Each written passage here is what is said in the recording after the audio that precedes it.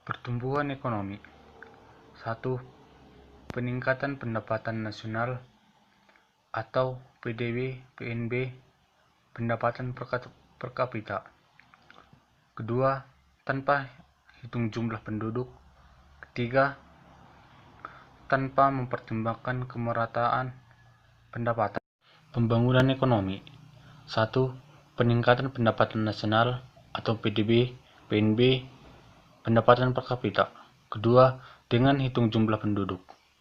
Ketiga, dengan pertimbangan pemerataan pendapat.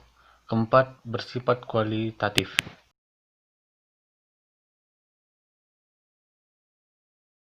Teori pertumbuhan ekonomi klasik. Pandangan Adam Smith. Smith berpendapat bahwa perkembangan penduduk akan mendorong pembangunan ekonomi. Sedangkan pandangan Ricardo dan Malthus, perkembangan penduduk yang sangat cepat atau deret ukur akan memperbesar jumlah penduduk hingga menjadi 2 kali lipat dari perkembangan sumber daya atau deret hitung.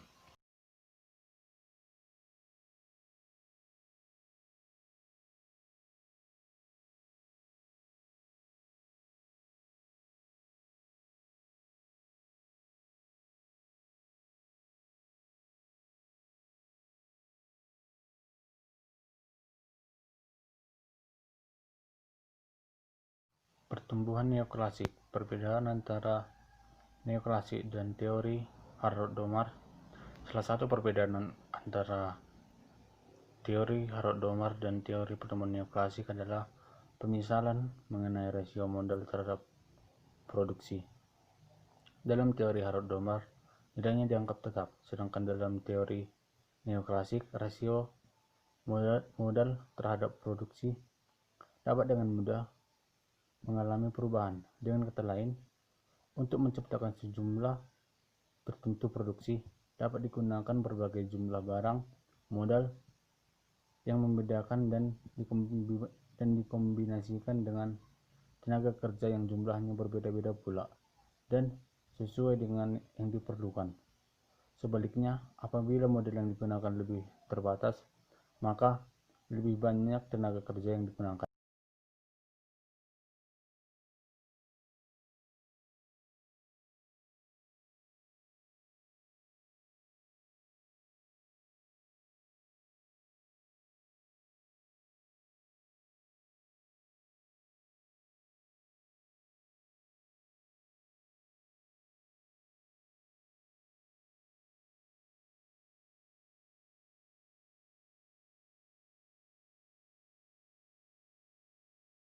Pembangunan ekonomi.